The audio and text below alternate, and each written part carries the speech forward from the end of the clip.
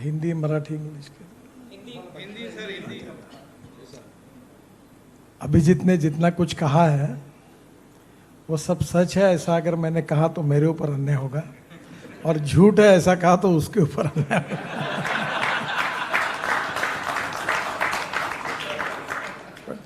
आप सब नागपुर के हो तो मुझे आप पहचानते हो। मुझे खुशी है कि आप नागपुर में इकट्ठा हुए हैं, क्योंकि मैं आपके इसमें काफ़ी दिल्ली मुंबई कार्यक्रमों में गया हूँ। मेरा एक दुख और दर्द है कि नागपुर में 50 करोड़ के ऊपर कोई इंडस्ट्री नहीं डालता, और मैं अक्सर चाहता हूँ कि नागपुर में 1000 करोड़ 2000 करोड़ के एंटरप्रेन्योर्स तैयार हो और नए कुछ प्रोजेक्ट डालें। और ये कठिन है पर असंभव नहीं है। हमारे पास सब प्रकार की बातें हैं, all type of institutes, research organization, सब कुछ है, पर इंस्टीट्यूट ऑफ एंटरप्रेन्योरशिप नहीं है। और एंटरप्रेन्योरशिप का संबंध नॉलेज के साथ है भी और नहीं भी है। Innovation, entrepreneurship, science, technology, research, skilled and successful practice, मैं बार बार कहता हूँ, it's a knowledge and knowledge is a power, and conversion of knowledge into wealth is the future. And the other philosophy which always I like it, that is, no one is West, no person is West, no material is West. It is depending upon the vision of the leadership. It is depending upon the absolute technology that you can convert West into wealth. So these are the two important philosophies which always I remember. And as a management, it is very important that you should understand that how you are going to run your business. मुझे बहुत खुशी है कि मैं एक बार, मेरा छोटा सा ऑपरेशन हुआ था, तो एक मित्र ने मुझे किताब दी थी स्टारबक्स के जीवन के ऊपर की। तो मैं अपने, अभी तो मैं बिजनेस में नहीं हूँ, मेरे लड़के ही देखते, तो उनको मैंने ये उदाहरण बताया था, और अक्सर उनको बोलता हूँ इसको याद रखो। स्टारबक्स एक ट्रक ड्राइवर का, और उसकी माँ नर्स थी, उनका लड़का था, और एक कॉफ़ी शॉप में वो कॉफ़ी सर्व करने का काम वेटर करके करता था। अचानक उसने फिर वहाँ से सर्विस छोड़कर एक कॉफ़ी शॉप डाला, और वो चलने लगा। और एक दिन, अभी आज आपको पता है कि यूरोप में, अमेरिका में, जिधर उधर स्टारबक्स की दुकान है, नागपुर में भी हुआ है। मैं भी रात को कभी कभी शिवाजी नगर में जाता हूँ। तो स्टारबक्स का इतने शॉप्स हुए, 23,000 शॉप्स थे, अब मालूम नहीं कितने हुए। तो उसने, उसके किताब में जो जीवनी थी, उसमें एक वाक्य बहुत अच्छा था, और आई ऑलवेज रिमेंबर दैट। उसने कहा कि जब आपको खुशी होती है, जब आपको सक्सेस मिलता है, तो उसकी खुशी अगर केवल आपको अकेले को अगर होती होगी, देन दैट इज मीनिंगलेस। पर जब आपको सक्सेस मिलता है और खुशी होती है, तो आपसे ज़्यादा आपके साथ काम करने वाले जो छोटे बड़े लोग हैं, उनको आपसे भी ज़्यादा खुशी होती है, then that is the true meaning of your success. तो मैं पहली बात कहूँगा कि human relationship is the biggest strength of business, social work and politics. इसलिए कभी भी यूज एंड थ्रो वाला काम नहीं करना चाहिए। अच्छे दिन हो, बुरे दिन हो, जिसका हाथ एक बार पकड़ा है तो दोस्त है, तो वो पकड़ के रखो। परिस्थिति के अनुसार worship of the rising sun ऐसा मत करिए।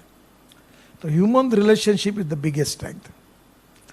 And second important thing, again, मुझे वो एक बार ऐसे ही, मैं नागपुर में काम करता, स्टूडेंट लीडर था, सही में तो ज्ञान योगी हमारे डॉक्टर श्रीकांत जिचकार थे, मेरे मित्र थे, बहुत होशियार थे। तो एक दिन उन्होंने मुझे कहा कि यार तुम Nitin, you are a good person, you have a good political future, but you are in a wrong party, तुम कांग्रेस में आओ। तो मैंने कहा श्रीकांत, मैं कुएं में जान दे दूंगा पर कांग्रेस में नहीं आऊँगा, क्योंकि I don't like the ideology of Congress party. तो बोले ये तुम्हारी पार्टी को कोई फ्यूचर नहीं है। बोले नहीं, तो नहीं है। तो उस समय मुझे एक IIT में मेरा दोस्त गया था, और हम लोग चुनाव हारते ही थे, तो उसने मुझे एक किताब दी थी, वो रिचर्ड निक्सन की जीवनी थी, और उसमें एक बहुत सुंदर वाक्य था जो मैंने लाइफ में याद रखा, जो मेरे लिए उपयोगी था, आपको भी उपयोगी होगा। उसने कहा था the man is not finish when is defeated but he is finish when he quits. आदमी युद्ध भूमि पर हारने के बाद कभी समाप्त नहीं होता, पर युद्ध भूमि छोड़कर जब भाग जाता है तो समाप्त होता है। तो लड़ना चाहिए, और लड़ने की में पॉजिटिविटी चाहिए। अहंकार एंड सेल्फ कॉन्फिडेंस, दो शब्दों में अंतर है। आत्मविश्वास होना चाहिए, पॉजिटिविटी होनी चाहिए, पर अहंकार और अभिनिवेश नहीं होना चाहिए। And the most important thing is no one is perfect and no one can claim that he is perfect. उत्तम, अधिक उत्तम, सर्वोत्तम टू इन्फिनिटी। छोटे छोटे लोगों से बहुत सी बातें सीखने के लिए मिलती है, और मैं ये मानता हूँ कि अच्छाई पर, क्वालिटी पर किसी का पेटेंट नहीं है। तो हमारे ही दोस्त मित्रों के साथ बात करते करते बहुत सी नई नई बातें हमको सीखने के लिए मिलती है, और वो हमारे पर्सनैलिटी में अगर हम ला सके तो that can be a good process by which हम अपने को सुधार सकते हैं। एक हमारे यहाँ बहुत बड़ा राजनीति में ये इम्पोर्टेंट चीज़ है, क्योंकि वो फिलॉसफी में अक्सर याद रखता हूँ, मैं लोगों को बताऊँगी। ए नाम के व्यक्ति ने ए स्क्वायर काम किया और बी नाम के व्यक्ति ने बी स्क्वायर काम किया, तो total work is A square plus B square. But when A and B comes together, thinks together and works together, A plus B bracket में स्क्वायर, इसका जवाब आता है A square plus B square plus twice A B, and that twice AB is a result of collective team spirit. देखो, मेहनत करने से कोई बड़ा नहीं होता। लकड़ी तोड़ने वाले के शरीर से बहुत पसीना निकलता है, पर वो कभी पहलवान नहीं होता। तो आप लकड़ी तोड़ने वाले पहलवान मत बनो। पसीना और मेहनत, परिश्रम करने पड़ते हैं, पर कैसे करना, क्यों करना, कब करना, कहाँ करना, ये भी इम्पोर्टेंट है। और इसलिए लो एम इज क्राइम।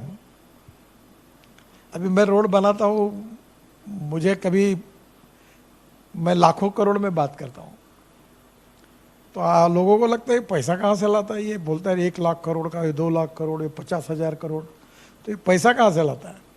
तो मैं मजाक में कहता, योगी जी मुझे पूछ रहे थे उत्तर में, तुम्हारे पास, तुम ये कहाँ से बोल रहे हो। बोला मेरे पास द्रौपदी की थाली है। कितने भी लोग खाना खाए तो मिल सकता है। इस देश में रिसोर्सेस और टेक्नोलॉजी की कमी नहीं है, इस देश में काम करने वालों की कमी है। How to get it done. Bal Thackeray जी ने एक बार, मैं जब मंत्री था, यंग था, तो मैं उनके पास गया था, उन्होंने एक्रिलिक पर एक छोटा वाक्य लिखा, एक बोर्ड मेरे हाथ में रख दिया, नितिन हे लक्षात ठेव। उस पर लिखा था, I like people who can get the things done. और इसलिए कठिनाइयाँ होती है, पर positivity, self confidence and commitment, इन सब बातों का ओवरऑल उपयोग में तुम तुम्हारे मिशन में सक्सेस होते हो। परिस्थिति आती है, कभी बहुत प्रकाश होता है, कभी अंधेरा होता है, कभी खुशी होती है, कभी गम होता है, कभी सक्सेस होता है, कभी डिफीट होता है। ये साइकिल है। कभी सपोर्ट मिलता है, कभी नाराज़ी होती है, ये तो चलते रहता है। हमने चलते रहना चाहिए। एक मैं जब था तो हमारे बचपन में हमको टीचर ने एक बहुत अच्छी कहानी बताई थी। एक अनपढ़ आदमी रोड पर जा रहा था, तो हवाधुन छूटी थी बहुत, तो उसको बीड़ी पीने की बहुत तलब थी, उसके सिवा वो काम नहीं, ठीक नहीं पाता था। तो जब भी वो माचिस लगाता था तो वो बुझ जाती थी।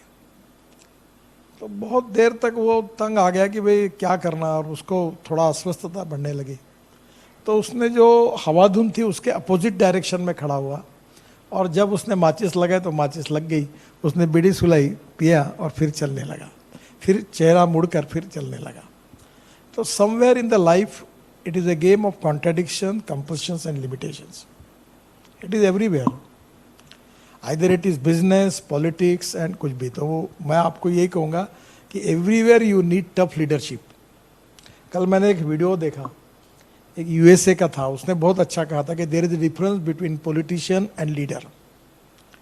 Politician thinks about is next election, और वो शॉर्टकट से जाता है। और एक फिलोसोफर ने कहा कि shortcut cut you short.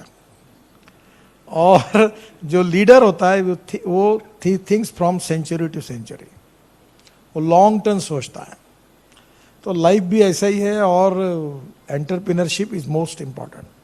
Resources मिल जाएंगे, टेक्नोलॉजी मिल जाएगी और आप सब खड़ा करोगे, पर आप में डिसीजन मेकिंग कैपेबिलिटी नहीं है। लीडरशिप वो क्वालिटी इंपॉर्टेंट है बिजनेस में, डिसीजन ही नहीं करते।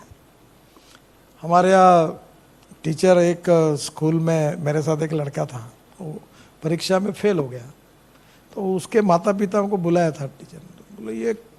बोले दिन भर अध्ययन करता है, घर में आके रात दिन अध्ययन करते रहता है। तो टीचर ने लगा ये अध्ययन करता है, फिर ये फेल कैसे हो गया। तो टीचर ने उसको पूछा तू क्या करता है। तो बोले मैं स्कूल में जो कुछ होता है वो रफ में लिखता हूँ और घर में जाके उसका फेयर करता हूँ। तो ऐसे रफ से फेयर करने वाले बहुत लोग हैं, उससे कुछ नहीं होने वाला। Creativity, vision is something different. जो सब लोग करते वही करने में कोई फायदा नहीं है। समथिंग जो अलग है, जो टेक्नोलॉजी अलग है, विजन अलग है, उसमें अलग है। और चार आखिरी में एक ही बात कहूँगा जिसमें आप एक्सपर्ट है, मैं नहीं हूँ। मैं कोई बिजनेस मैन हूँ भी नहीं और मैंने उसमें नहीं, पर मैं आपको एक बात बताऊँ, proven technology. Second thing, proven technology के साथ सबसे इम्पॉर्टेंट चीज़ है कि वो टेक्नोलॉजी के साथ इकोनॉमिक वायबिलिटी।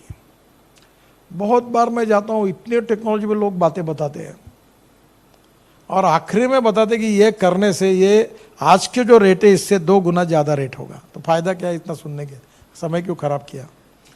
तो proven technology, economic viability, availability of raw material and marketability, ये चारों बातों को इंटीग्रेटेड अप्रोच में सोचना पड़ेगा, नहीं तो फिर गड़बड़ होगी। और अप्स एंड डाउन सब तरफ है। हिम्मत जो होती है, करेज जो होता है, आई like people who can get the thing done, तो ये सबसे बड़ी चीज़ है। और इसलिए हमारे यहाँ ट्रांसपेरेंसी चाहिए जो पॉलिटिकल लीडरशिप में, करप्शन फ्री सिस्टम चाहिए, और time is the biggest capital. जिन लोगों को आदत है कि आज का कल करेंगे, कल का परसों करेंगे, मैं सोचता हूँ, मैं करता हूँ, वो जिंदगी में कुछ नहीं कर सकते। अगर एक बार गलत निर्णय हुआ तो चलेगा, पर तुरंत निर्णय करिए। निर्णय नहीं करना, इसमें टाइम इज द बहुत इंपॉर्टेंट। और जिनको 1 तारीख को तनख्वाह मिलता है, they never understand what is the important of time. आप बैंक में लोन के लिए अप्लाई करते हो और वो छोटे छोटे फाइलों में 2-2, 3-3 महीने तुमको घुमाता है। तुम्हारा प्लान खड़ा होता है, मशीनरी आती रहती है, बैच शुरू होता है, रॉ मटेरियल आके पड़ता है, पर शुरू नहीं होता प्लान।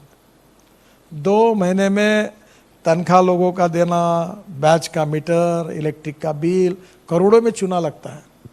पर वह आदमी छोटे से काम के लिए वो फाइल को 2-2, 3-3 महीने लटका के रखता है, ये लाओ सर्टिफिकेट, वो सर्टिफिकेट लाओ। तो कहीं ना कहीं fast track decision making process, collective team spirit, commitment for your subject, positivity and self confidence. मैं अहंकार और अभिनिवेश की बात नहीं कर रहा हूँ, आत्मविश्वास की बात कर रहा हूँ। Then you can give good delivery. मेरी एक ही इच्छा है कि आज मैं आया, अभिजीत तो अच्छा है, पूना बहुत एंटरप्रेन्योरशिप सिटी है ने, वहाँ एंटरप्रेन्योर्स बहुत ज़्यादा है। और नागपुर में मैं किसी से बात करता हूँ 50 करोड़ के ऊपर तो कोई हिम्मत ही नहीं करता। तो now we have to develop business leadership, जो हिम्मत के साथ बड़े बड़े प्रोजेक्ट आएंगे। तो मैंने एक बार मजाक में कहा था कि अगर हमारे यहाँ कोई 500 करोड़ का इन्वेस्टमेंट करेगा तो मैं उसके पैर छूँगा। तो एक पत्रकार ने मुझे कहा कि तुम ऐसा क्यों कर रहे हो। मतलब मैं इसलिए करूँगा कि वो 500 करोड़ लगाएगा, चाहे प्रॉफिट जो कमाए, पर मेरे यहाँ के 2-3 हज़ार लोगों को रोजगार मिलेगा, काम करने का अवसर मिलेगा। And that is my important agenda कि मेरे यहाँ के लोगों को काम कर सकें। So you are not only wealth creator, you are the employment creator.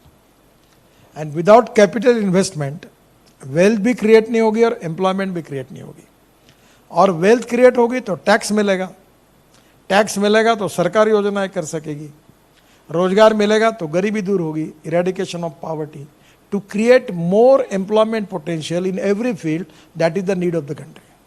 Either it is agriculture, industry, handloom, handicrafts, कहीं भी। और आखिरी में एक बात याद रखो, honesty is the biggest capital of 21st century. Goodwill, credibility and honesty. मैं मित्रों के साथ मैं साफ बोलता हूँ, कभी कभी लोग नजदीक दोस्त बोलते हैं तुम इतना क्यों साफ बोलते हो। तो मैं बोलता यार झूठ मत बोलना, जो तुम्हारे दिल में है वही तुम्हारे मुंह में होना चाहिए, भले वो अगर दोस्त है तो उससे सही बोलो, ये ऐसा मत करो। Credibility, honesty and goodwill is the biggest strength of 21st century.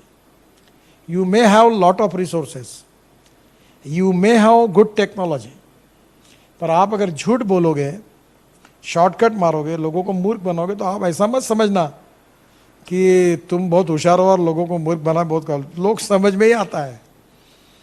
कोई भी कितना भी झूठ बोले समझ में आ ही जाता है, कभी समय थोड़ा ज़्यादा लगता है।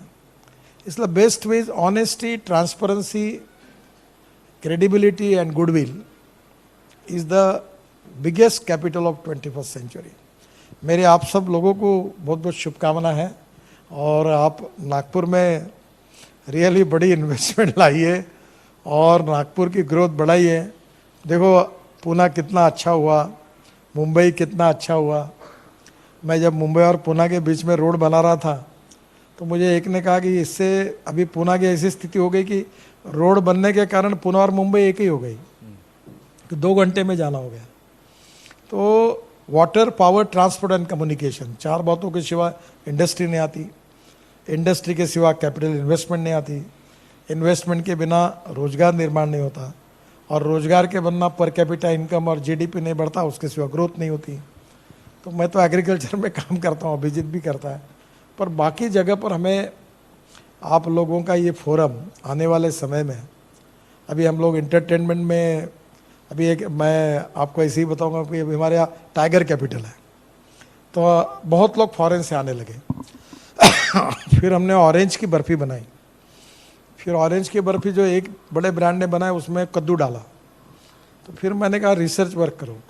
तो मदर डेयरी सरकारी थी, मैंने कहा ऑरेंज की बर्फ़ी खोए की चाहिए और ओरिजिनल संतरे का जूस चाहिए, तो वो बनाई, वो उसका शेल्फ लाइफ कम था।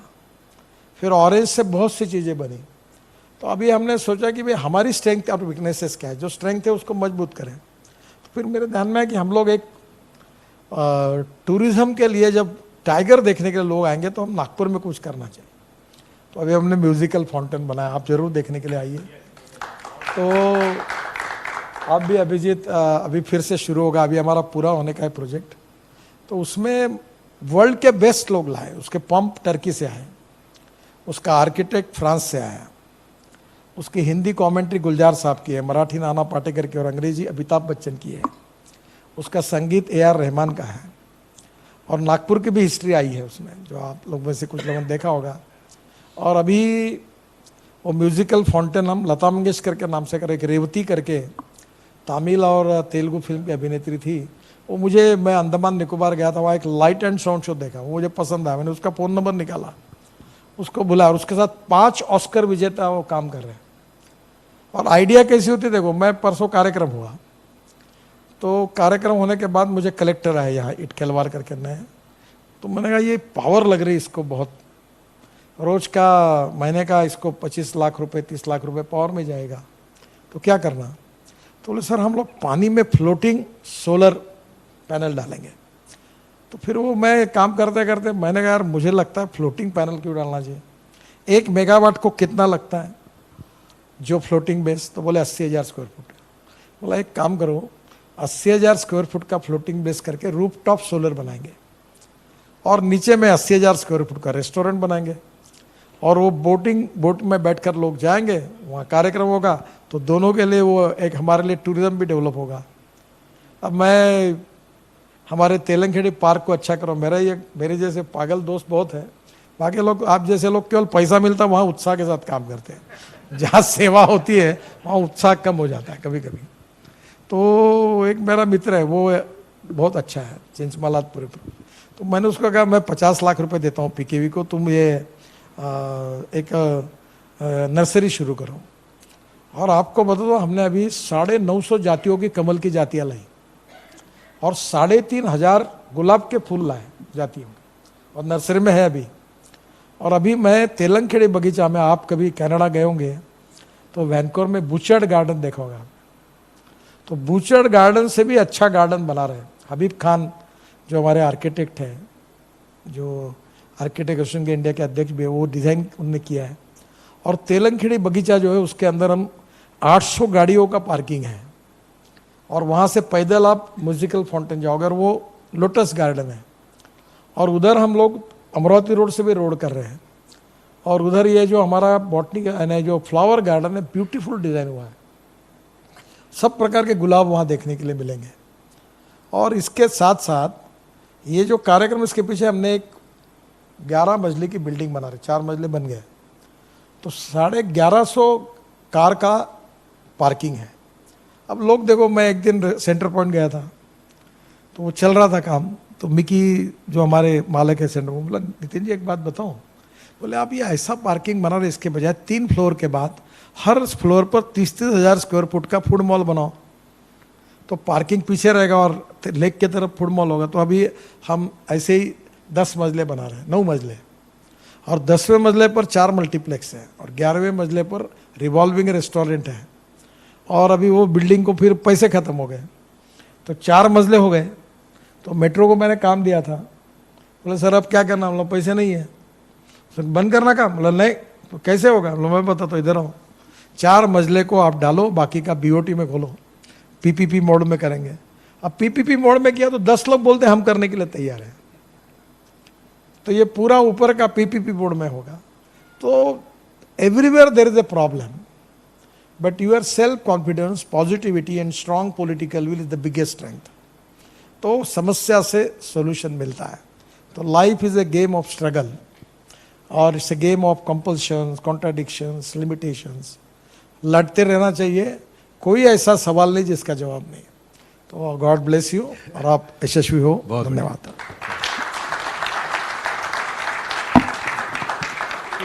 आपको जस्ट एक इंट्रोड्यूस करने के लिए, जो विदर्भ चैप्टर है, इसमें अभी 22 मेंबर है, और आप जो बोल रहे थे कि यहाँ पे इन्वेस्टमेंट 500 करोड़ की करनी चाहिए, सब ऐसे महारथी है कि आराम से कर सकते हैं। तो हमने इनका बैलेंस शीट देख के इनको अंदर लिया है और बहुत सारी और भी खूबियाँ हैं। अभी गडकरी जी ने कहा कि वो तो सच बोलते हैं, तो उन्होंने कहते समय कहा कि भाई इनके पास द्रौपदी की जो थाली थी वो उनके पास है। वो द्रौपदी की थाली को हम अक्षय पात्र ही जानते हैं, और ये अक्षय पात्र इनके पास है। इसका मतलब क्या है कि युधिष्ठिर को सूर्यदेव ने वो अक्षय पात्र दिया था, यानी सूर्यदेव आपके सामने बैठे हैं। तो अभी आप जो मांगे इनको मांग सकते हैं, क्योंकि पूरा उनके साथ है। So I would like to open the floor for questions. 1-2 सवाल मेरे भी है, बट समय थोड़ा कम होने के कारण I will first open it to the floor so that anyone can ask questions. In the meanwhile, somebody has a mic who can circulate it. ये लीजिए ना, ये भी है, ये चाहिए। सर नमस्कार, मैं प्रशांत मोहता। सर आप, हम सब जानते हैं आप इनोवेशन की मूर्ति, आपकी आइडियाज़ बहुत इनोवेटिव रहती है, and we take lot of inspiration from it. Sir हम लोग वाईपीओ में जैसे यंगस्टर्स हैं, एंटरप्रेन्योर्स हैं, और आपने बहुत करेक्ट कहा कि इनोवेशन ही आजकल है जो आपको आगे लेके जाएगा। और आप सर काफ़ी देश भी घूम चुके हैं, तो ऐसे कोई कंट्री आपको लगता है हमने विजिट करना चाहिए, और आप यदि हमारी वो अरेंजमेंट कर सके, और हमें बहुत विश्वास है कि आने के बाद हम इस रीजन के लिए, बीइंग सन्स ऑफ सॉइल, हम कुछ ना कुछ कर पाएंगे। ये टेक्सटाइल में है विदर्भ में कपास होता है। हमारे कपास को भाव इसलिए मिलता है कि एक्सपोर्ट होता है, और रेडीमेड गारमेंट का बड़ा मार्केट है बांग्लादेश। तो इनके जो अंकल है ये 500 कंटेनर कपड़ा बेचते हैं। ऐसे हमारे यहाँ बहुत लोग बांग्लादेश को बेचते हैं। प्रेजेंट सिस्टम ऐसी थी कि बांग्लादेश में जाने के लिए यहाँ से जेएनपीटी से कोलंबो, और कोलंबो से चितगांव, ढाका, उधर जाता है। सब ट्रैफिक जाम, मुंबई से भी ज़्यादा, 15-15, 20-20 दिन हमारा, और इतनी कॉस्ट बढ़ गई, एक कंटेनर की 5 लाख रुपए हो गई। तो मैं शिपिंग मंत्री था, तो मेरे ध्यान में आया कि हम अगर नागपुर से, अभी हमने ड्राईपोर्ट बनाया ने समुंदर सिंधी में वर्धा में लाया, वहाँ इधर वो जालना में लाया, दोनों पूरे हो गए।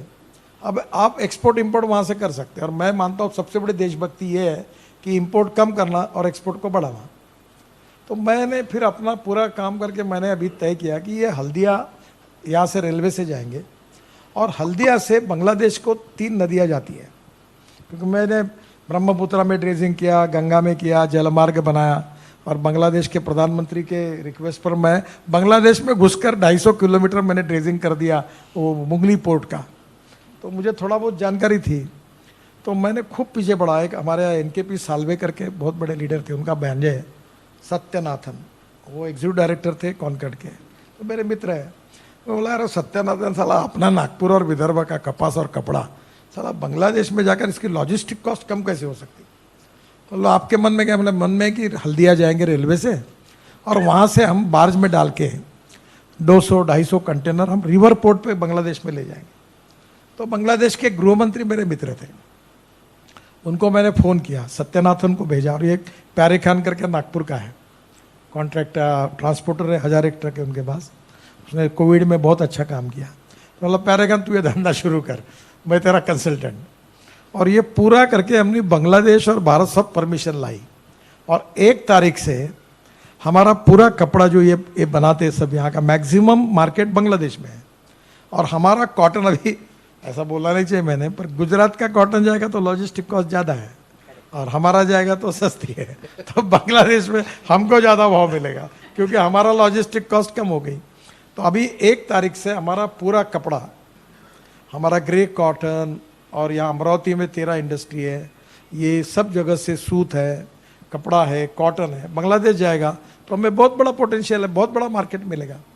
तो मेरा आपको सुझाव यही है कि हर जगह पर पोटेंशियल है, और आप अगर जाएंगे तो वर्ल्ड में इतना बड़ा पोटेंशियल है। और अब वर्ल्ड में जो सब देश है, कोई चाइना से डील करना नहीं चाहता। It's a golden opportunity for India, और हमारे पास सबसे यंग टैलेंटेड पावर है। तो मैं आपको यही कहूँगा कि एक्सपोर्ट को बढ़ाने के लिए, और मुझे मालूम है आप में से आधे लोगों को जानता हूँ मैं मजाक में कहता था, जैन समाज के कार्यक्रम में पुणे गया था, तो मैं बोला तुम्हारे जीन्स में ही बिजनेस है, तुम तो ऐसे ही देखते देखते समझ लेते हैं कि किस में फ़ायदा और किस में नुकसान है, तो वो तो आपको गॉड गिफ्ट है। तो एक बार अगर थोड़ा सा सोचेंगे तो Bangladesh is a good market. Bangladesh में हमारे नागपुर से महिंद्रा के ट्रैक्टर एक्सपोर्ट होते हैं, ये बटीबोरी में जो आपके ये टावर टेलीकम्युनिकेशन वो और इलेक्ट्रिक के टावर एक्सपोर्ट होते हैं, वो जो 2-3 फैक्ट्रियों के बांग्लादेश में। बांग्लादेश से हम लोग, अभी एक मैंने बांग्लादेश वालों को मंत्र दिया कि वहाँ से उनका रेडीमेड गारमेंट जो जल्दी जाता नहीं, यूरोप में बहुत प्रॉब्लम है, तो मैंने उनको कहा कि तुम इस रूट से नागपुर आओ और हमारे मिहान में स्पेशल इकोनॉमिक जोन में गोडाउन लो, और यहाँ से डायरेक्ट दुबई भेज दो प्लेन से। अभी मैंने एक बार हमारे डिफेंस मंत्री को कहा कि तुम्हारे जो पुराने विमान हैं बड़े बड़े, वो खाली पड़े हुए हैं, तो वो पायलट जो पुराने रिटायर्ड उनको लीज पर दे दो, और उनको बोलो कि ये खाली पड़े तो ट्रायल मार के अपना एक्सपोर्ट में काम में लाओ, ताकि हमारी सब्जियां, संतरा सब सस्ते रेट में जा सके। आज मेरे साथ MRO का जनरल मैनेजर बैठा था, तो मैंने उनको कहा यार तुम कुछ काम बराबर नहीं हो रहे, तुमको भी 2 पैसे कमाओगे। बोला क्या? तुम एक काम करो कि संतरे के सीजन में जितने प्लेन आते दिल्ली मुंबई से, उसमें 6 रुपये 8 रुपये किलो का रेट कर दो, मैं पूरा प्लेन फुल कर देता हूँ, और हमारे संतरे प्लेन से मुंबई और दिल्ली भेज दो, तुमको भी किराया मिलेगा, नहीं तो भी फुकड़ खाली जा रहा है तेरा प्लेन, और हमें भी हमारा काम होगा। 50% सरकार की ग्रांट है, तो 6 रुपये हम लग देंगे, 6 रुपये तुम 12 रुपये किलो से संतरे जाएंगे तो वहाँ 60 रुपये किलो से बेचेंगे। तो ऐसी बहुत सी बातें कि जिसमें आप एक्सपोर्ट के लिए बहुत बड़ा पोटेंशियल है, और आप इसमें जरूर वर्क करो। अभी ये तो वर्ल्ड में जिधर उधर हमारे लिए अच्छी स्थिति है। Thank you. हमारा ये जो ग्रुप है इसमें एवरेज एज 34 है, टेक्सटाइल है, स्टील है, कोल है, एग्रीकल्चर है, फूड रिलेटेड, सो ये सारी इंडस्ट्रीज के रिप्रेजेंटेटिव्स है। सो प्लीज सर, हम प्लास्टिक बिजनेस में हैं, आप जानते भी है, प्लास्टो टैंक्स बनाते हैं। तो ये जब प्लास्टिक हम इंपोर्ट करते हैं, क्योंकि ग्रेन्यूल्स इंपोर्ट बेस ही है इंडिया में, अभी भी इंडिया में सफिशिएंट क्वांटिटी में नहीं बन रहा है, तो हमको पोर्ट से यहाँ पे रॉ मटेरियल लाने में 3 रुपये से 4 रुपये किलो खर्चा आ जाता है ट्रेन से आने में। जबकि आपके कई भाषणों में मैंने सुना है कि इलेक्ट्रिक से आ रहा है, ट्रेन से, इलेक्ट्रिक ट्रेन से आ रहा है, तो रोड से 1/10 खर्चे में आ सकता है। तो हमको जो अगर कुछ भी एक्सपोर्ट करना है या इंपोर्ट करना है, तो हमको ये जो 3-4 रुपये किलो खर्चा आता है पोर्ट से यहाँ पे रॉ मटेरियल लाना है, एक्सपोर्ट करना है। आप ट्रक से लाते हैं? नहीं, ट्रेन से लाने के लिए। ट्रक में भी वही रेट पड़ रहा है और ट्रेन में सस्ता पड़ना चाहिए, मेरी ऐसे मानना है कि ट्रेन से आ रहा है, इलेक्ट्रिक में आ रहा है, बल्क में आ रहा है, तो सस्ता आना चाहिए, बट हमारे आईसीडी में हमको कॉस्ट, फ्रेट कॉस्ट बहुत ज़्यादा आती है। अभी ये अपने हजियारा में मैंने लॉन्च किया, अभी करने वाला हूँ, पूना में आने वाला हूँ मैं 2 तारीख को। एलएनजी ट्रक बना है। अभी थोड़ा मार्केट बिगड़ा है यूक्रेन वॉर के कारण, पर 100 रुपये अगर डीजल को लगते तो 40 रुपये एलएनजी को लगते हैं। और एक ट्रक जो है वो 1400 किलोमीटर उसकी कैपेसिटी है। तो आपने अगर कंटेनर आपका डायरेक्ट फैक्ट्री तक अगर एलएनजी पर लाए गए, वो ट्रक ले लिए गए, तो मेरे हिसाब से आपकी कॉस्ट में कम से कम 50% कमी हो जाएगी। और ये एलएनजी बेस होगा। अभी इलेक्ट्रिक के भी ट्रक आ रहे हैं। दूसरी बात, आपका मटेरियल अगर आप एक समय अगर 40 कंटेनर लेते हैं और जेएनपीटी आता है और पूरा रैक आपकी खुद की अगर आप इधर सिंधी में उतार लोगे तो फिर आपकी कॉस्ट भी कम हो जाएगी। हमारे देश में लॉजिस्टिक कॉस्ट 14 से 16% है, चाइना में 8 से 10% है, यूरोपियन देशों में 10 से 12% है। अभी हमने इसीलिए नए हाईवे बनाए। अभी जैसे दिल्ली से मुंबई एक ट्रक को जाने के लिए 52 घंटे लगते हैं, पर अभी हमने 70% हाईवे पूरा किया है। अब दिल्ली से मुंबई केवल एक ट्रक 20 से 22 घंटे में जाएगा। तो 52 और 22 घंटे में ट्रक भी ट्रिप ज़्यादा मारेगा और फ्यूल भी उसमें अगर हम इलेक्ट्रिक यूज़ करेंगे, उसमें एलएनजी यूज़ करेंगे तो कॉस्ट कम हो जाएगी। तो धीरे धीरे अब ट्रांसपोर्ट में, और डीजल पेट्रोल बहुत महंगा है। अभी मैं इलेक्ट्रिक कार में आया हूँ। अब मेरे कार का खर्चा अभी मैं हमारे यहाँ हम शुगर फैक्ट्री में हमारे यहाँ गाड़ी देते थे लोगों को। हमने 22 इलेक्ट्रिक गाड़ी खरीदी की। हमारे 6 लाख रुपए महीने का सेविंग हुआ, क्योंकि डीजल और पेट्रोल की तुलना में वो सस्ता है।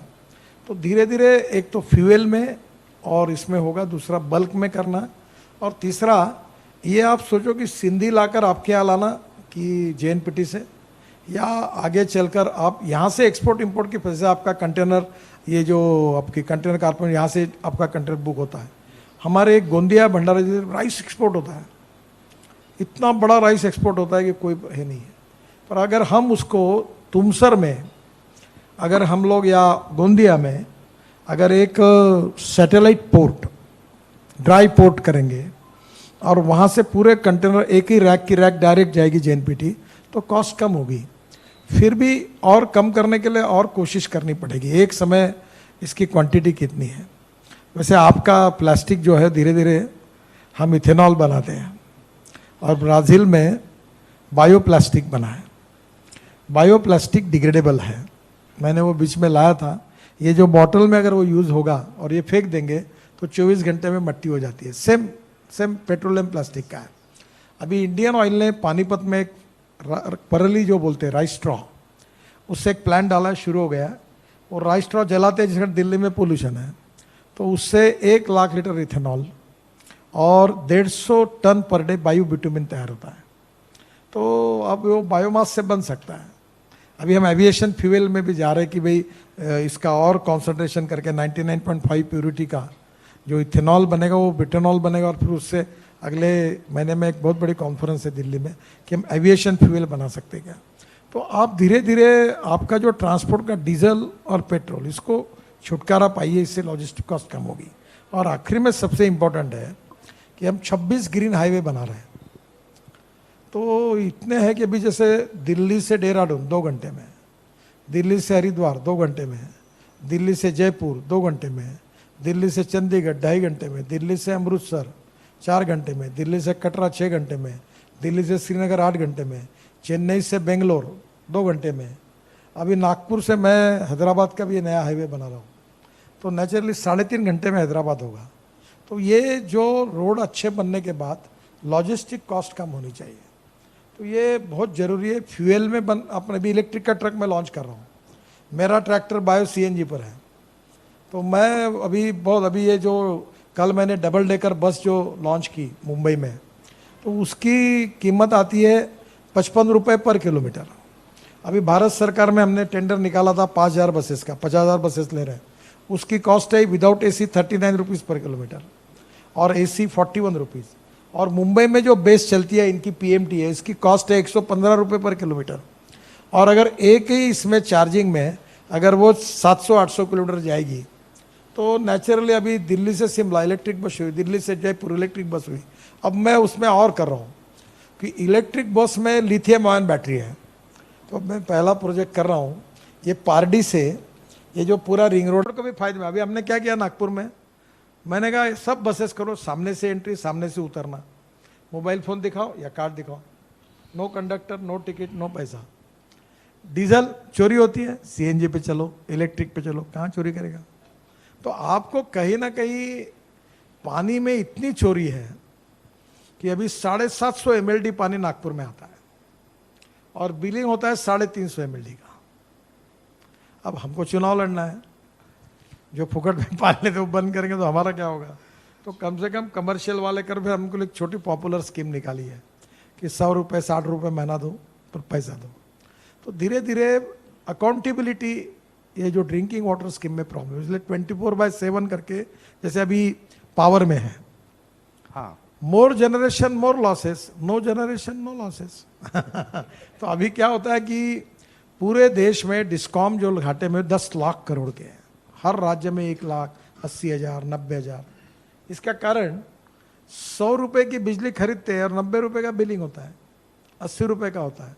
अब वो पेड मीटर ला रहे हैं, अभी नया बिल आ रहा है कि तुम टेलीफोन मोबाइल फ़ोन है तुम्हारा, जब तक पैसे भरो तो चालू होगा, पैसे खत्म हो गए मोबाइल बंद होगा। वैसे घर में मीटर है, पैसे भरो लगा दो मीटर चलेगा, लाइट, पैसे नहीं भरे लाइट गए। अब धीरे धीरे टेक्नोलॉजी का उपयोग करके वाटर में भी यही करना पड़ेगा सर। और अभी ये हो रहा है पर इट टेक सम टाइम, उसके लिए हर जगह पर ये पॉलिटिकली करने में अड़चन आ रही है। और इसलिए आप कैपिटल कॉस्ट डालते हैं, कर्जा निकलता है और स्कीम लॉसेस में चले जाती है, तो सक्सेस स्टोरी नहीं बनती। थोड़ा बहुत एकदम कमर्शियल और प्रोफेशनल नहीं, पर थोड़ा बहुत अकाउंटेबिलिटी करके ये करेंगे तो हो पाएगा। यानी सर लोगों की थोड़ी सी मानसिकता कि पानी का भी बिल आता है, इस चीज़ के लिए थोड़ा सा अगर मैं आगे आपको बताऊं, उनको छोड़ दो, बड़े लोग क्या करते हैं, कारपोरेशन वाले इंजीनियर को पटा लेते हैं, वो बीटर बंद कर देते हैं और पूरा पानी यूज़ करते हैं कमर्शियल, और बिल भरती नहीं है। वो बहुत लूप होल्स है इसकी, कहानी कभी you can make the research study of it. इसमें सबसे अच्छा मॉडल देश का नागपुर है। हाँ, नागपुर तो इज एन एक्सेप्शन सर। मैं बाकी जो प्रदेशों में हम डिफिकल्टी फेस करते हैं उस पर आपके थॉट्स जान रहा था। Thank you. इनको मैं एक आपको अच्छा मॉडल बताता हूँ, मथुरा में मैंने बनाया। मथुरा में 80 mld स्लज को मैंने हाइब्रिड एन्युटी में वो प्रोजेक्ट बनाया। That model can be applicable to drinking water also. वो ऐसा है कि 40% गारंटी नेट गवर्नमेंट ने दी, 60% त्रिवेणी इंजीनियरिंग करके कंपनी उन्होंने लाया, उसमें से 30% उनकी इन्वेस्टमेंट बाकी बैंक ने लाया, और वो 80 mld को शुद्ध करके इंडियन ऑयल के रिफाइनरी को हम देते हैं, और वो 20 करोड़ साल के त्रिवेणी को देते हैं। इस पर हमने 100 रुपये का काम 40 रुपये में करके 80 mld स्लज से पानी निकाल के उनको बेच दिया, और वो सक्सेसफुल इम्प्लीमेंट होगा और चालू हो गया। धीरे धीरे इस टाइप के कोई इनोवेटिव मॉडल्स तैयार करके करने पड़ेंगे। सर गुड इवनिंग, मैं हर्ष विजयवर्गीय सर। जैसे कि आपने कहा कि इंडस्ट्री सब चालू करना चाहिए, और इंडस्ट्री चालू करने के लिए इंफ्रास्ट्रक्चर, पानी, ये सब चीज़ें ज़रूरी है जो अच्छा रोल होता है। तो जनरली ये MIDC एरिया में ही होता है। लेकिन सर अभी हम लोग जो इंडस्ट्रीज़ कर रहे हैं और देख रहे हैं कि MIDC में जो सिक इंडस्ट्रीज़ हो गई है, पुरानी इंडस्ट्रीज़ हो गई है, वो रीसेल पे नहीं निकल पा रही है, क्योंकि सर उसमें सब्सिडी का क्लेम नहीं मिल पा रहा है। तो मैं सर रिक्वेस्ट करूंगा ऐसी कोई पॉलिसी करवाइए कि जिसमें कि अगर कोई सिक इंडस्ट्री होगी और कोई सेल आउट करना चाहता है कोई नए इंडस्ट्रीज़ को, तो सब्सिडी का क्लेम मिलेगा, क्योंकि लैंड कॉस्ट बहुत होती है। तो ज़्यादा लोगों का इंटरेस्ट बनेगा कि MIDC एरिया में ही प्रॉपर्टीज़ ले और फैक्ट्री चालू करें। आपका प्रश्न सही है, पर ये मैं भी रखता हूँ, मैं भी कोशिश करूँगा। ये अभी MIDC में जगह खाली पड़ी है और जो शुरू करा जाए उसको जगह नहीं मिल रही, राइट। तो उनकी जगह ले लेनी चाहिए जिनने इंडस्ट्री ने शुरू की। लेकिन सर और जो होती है उनको दूसरे को बेचना है, तो उसका कोई फॉर्मुलेशन कोई बनाना चाहिए ताकि नए लोग आकर उसको शुरू करें। तो आपकी बात सही है, लेजिटिमेट प्रॉब्लम है। थोड़ा देवेंद्र जी के आकर एक बार मिलकर उनको बताएं। Okay okay, thank you sir. Good evening, मेरा नाम अनंत बंसल है। मेरा सवाल थोड़ा सामान्य है, जेनरिक इन नेचर है। जैसे कि अभिजीत जी ने कहा कि हमारे चैप्टर की औसत एज सिर्फ 34 वर्ष है, तो मैं और मेरे बहुत से साथी 2nd, 3rd, 4th up to 6th generation entrepreneurs हैं यहाँ पर।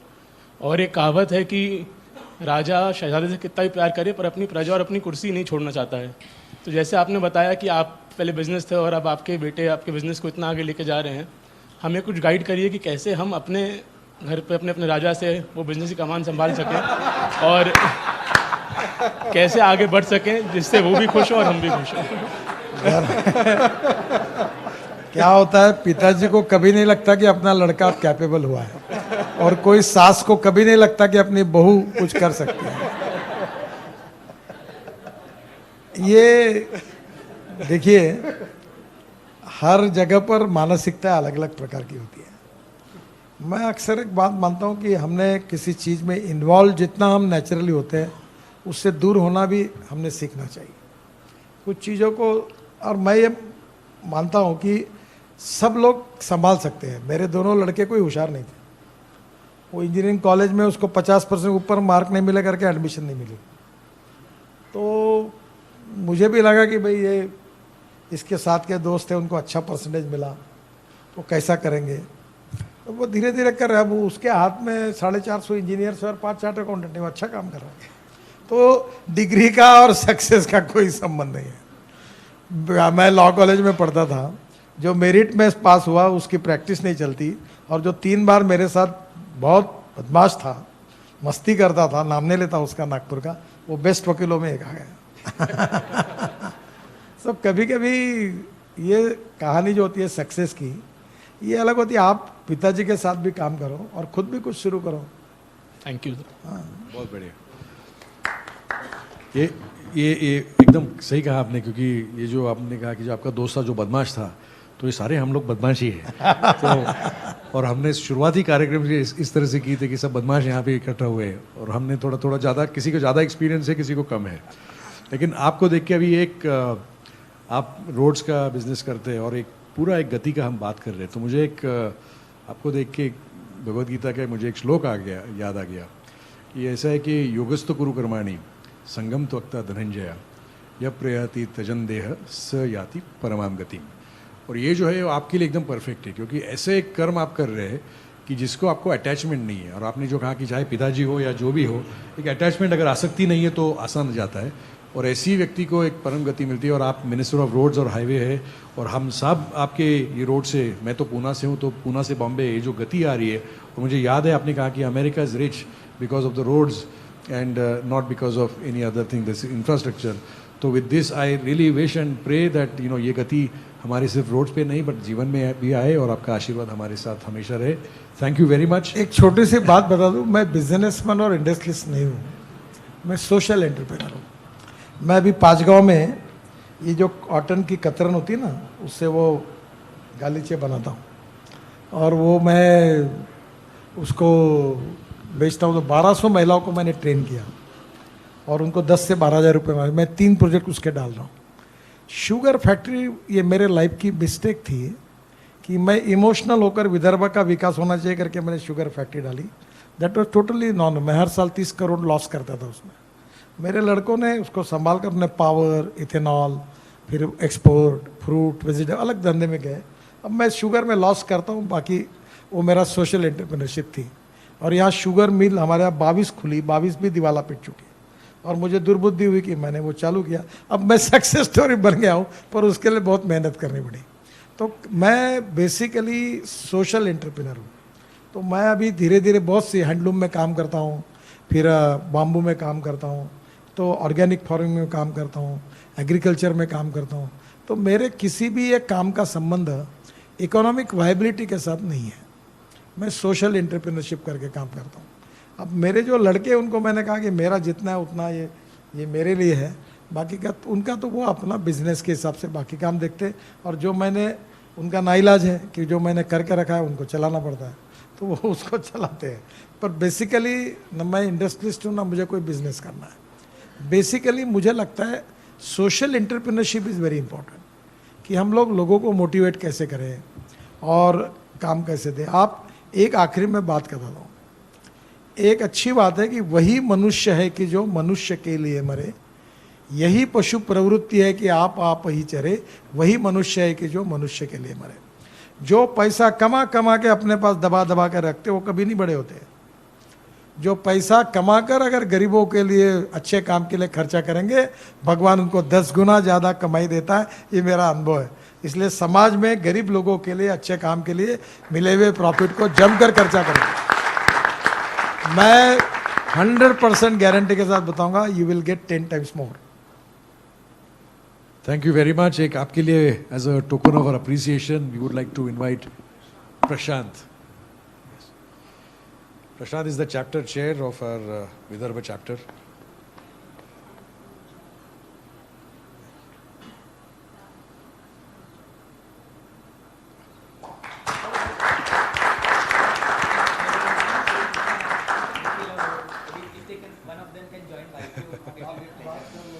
Bujjal.